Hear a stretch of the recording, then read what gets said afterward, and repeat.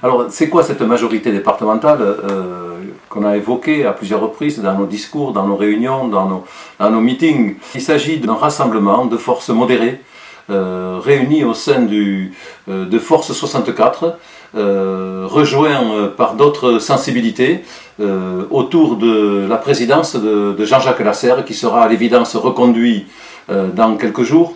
Donc c'est une majorité de progrès social, économique, faisant appel à des sources d'énergie locales, naturelles, alternatives, renouvelables. Une majorité modérée dans ses choix et ses options. Je dirais aussi une majorité pragmatique, raisonnable, réaliste et surtout avec un côté humain très marqué.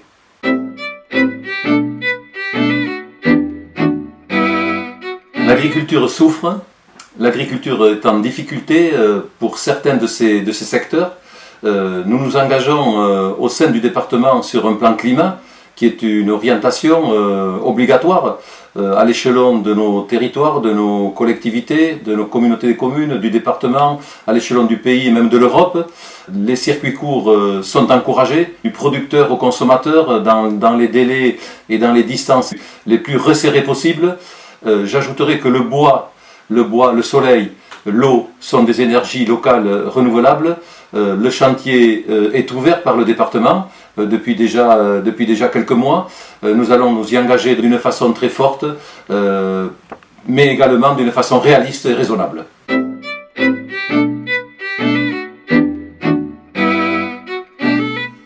Les réseaux chaleur, la méthanisation, sont véritablement des exemples de ce que l'on peut faire en utilisant nos ressources naturelles. Il faut véritablement qu'on mette l'accent sur les réseaux chaleur, par exemple à partir du bois.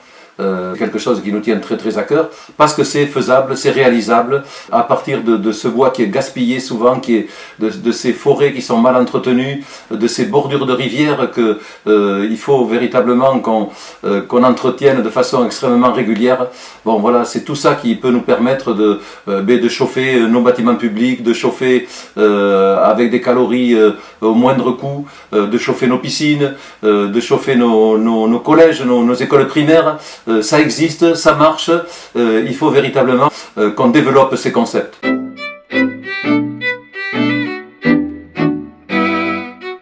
Notre président, qui sera certainement aussi notre futur président, Jean-Jacques Lasserre, veut développer, lancer les états généraux de l'habitat. Vis-à-vis des jeunes, nous avons une responsabilité pour accueillir les jeunes qui veulent quitter le giron familial au sein de résidences spécialisées avec des loyers qui oscillent entre 50 et 80 euros. On a également besoin d'habitat inclusif pour les personnes âgées qui ne veulent pas intégrer immédiatement un EHPAD, une maison de retraite, mais qui ne peuvent pas non plus, pour des raisons évidentes, rester à leur domicile beaucoup plus longtemps. Ce sont des résidences intermédiaires.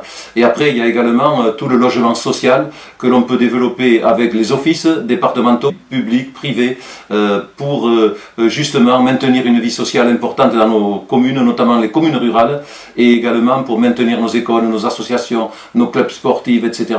C'est important qu'on puisse accueillir de nouvelles familles sur nos territoires ruraux.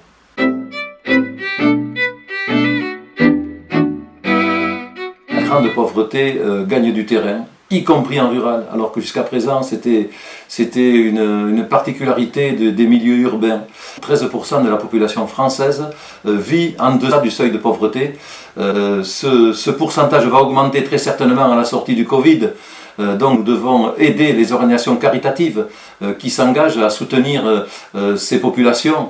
La Banque alimentaire, les Restos du Cœur, le Secours catholique, la Croix-Rouge, qui sont des organismes qui font un travail considérable avec beaucoup de bénévolat. Et il faut qu'on les soutienne, il faut qu'on augmente nos lignes de crédit, et il faut qu'on les subventionne, et il faut surtout aussi qu'on leur accorde, et c'est le rôle des collectivités locales, un habitat digne qui leur permette de travailler dans de bonnes conditions, de réaliser les colis alimentaires, de conserver l'alimentation également dans de bonnes conditions. Tout ça est extrêmement important. Je pense que ça sera un des challenges de notre nouvelle majorité.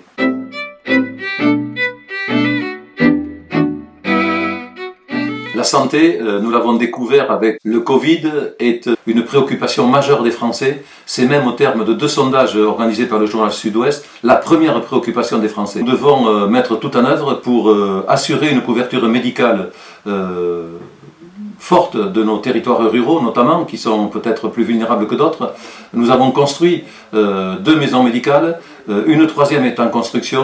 Nous déployons avec Fabienne Costedouat tous les efforts pour assurer cette couverture médicale qui est extrêmement importante.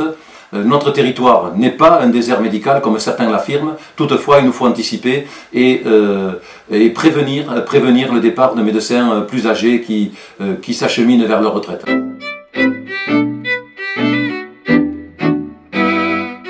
Le département des Pyrénées-Atlantiques comprend en son sein 2 entités majeures, 2 entités culturelles extrêmement fortes, le Pays Basque et le Béarn.